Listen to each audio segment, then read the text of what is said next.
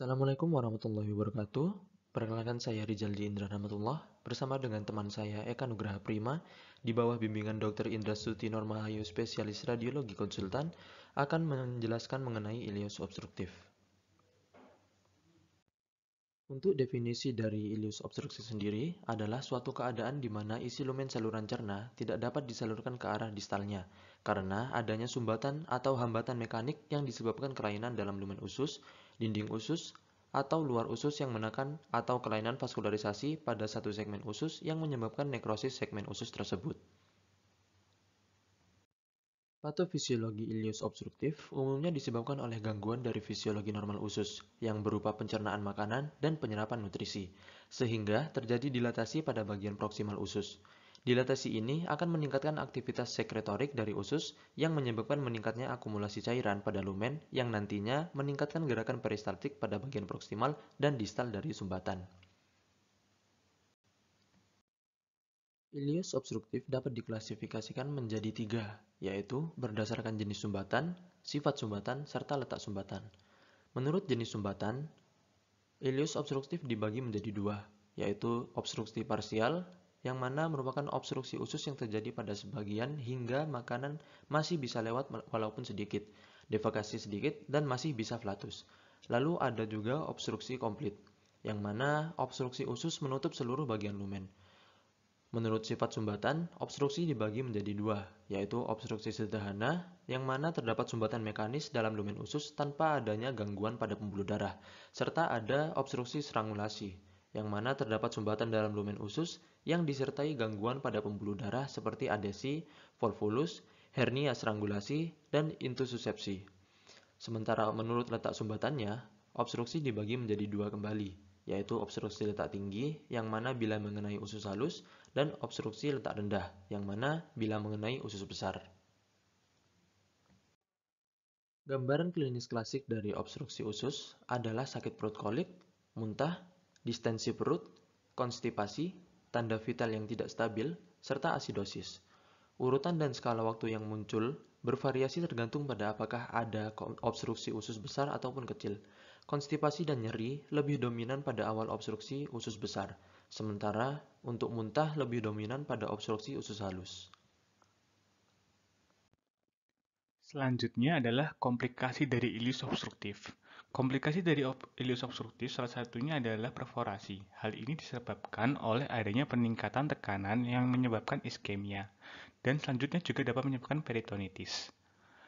Shock hipovolemik juga dapat terjadi dikarenakan mual muntah yang berat. Komplikasi sepsis juga dapat muncul karena translokasi bakteri usus dari kerusakan jaringan. Selain itu, komplikasi lainnya dapat berupa abses intraabdomen, dehistensi luka atau terbuka kembali lukanya, aspirasi, sindrom usus pendek, dan yang paling berat adalah menyebabkan kecacatan dan kematian. Selanjutnya adalah gambaran radiologi ileus obstruksi letak tinggi. Radiografi abdomen hanya memiliki sensitivitas 50-60% untuk obstruksi usus kecil. Dalam kebanyakan kasus radiografi perut memiliki ciri-ciri berikut ini. Yang pertama adalah dilatasi dari usus halus proksimal ke obstruksi dengan aturan usus kecil kurang dari 3 cm, usus besar kurang dari 6 cm, appendix kurang dari 6 cm, dan sekum kurang dari 9 cm. Selanjutnya adalah gambaran step ladder dilatasi dari usus kecil oleh gas-gas cairan yang tampak ditumpuk di atas satu sama lain yang biasa terlihat dalam posisi irik atau tegak.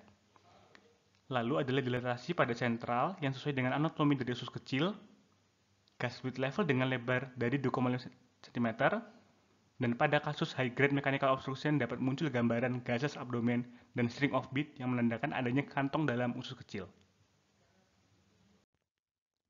Selanjutnya adalah gambaran radiologi ileus obstruksi letak rendah atau pada kolon. Pada foto polos abdomen dapat terlihat yang pertama adalah distensi kolon karena adanya gas sekunder akibat organisme. Yang kedua adanya kolon distal yang kolaps, yang disebabkan karena sedikitnya atau tidak ada air yang ditemukan di usus besar karena air yang sudah diserap kembali. Yang ketiga adalah dilatasi dari usus kecil yang dipengaruhi oleh durasi dari obstruksi dan ketidakmampuan atau inkompetensi dari katup ileosekal. Yang keempat, adanya terdapat sedikit atau tidak ada udara pada rektum. Selanjutnya, pada kasus yang lebih lanjut dapat dilihat gambaran dari intramural gas atau pneumatosis coli, portal venous gas, dan free intraabdominal gas atau pneumoperitoneum. Selanjutnya, kita dapat terapkan pada contoh kasus. Pada foto AP, terlihat adanya yang pertama peningkatan distribusi udara dan dilatasi small bowel dengan ukuran kurang lebih 6,6 cm.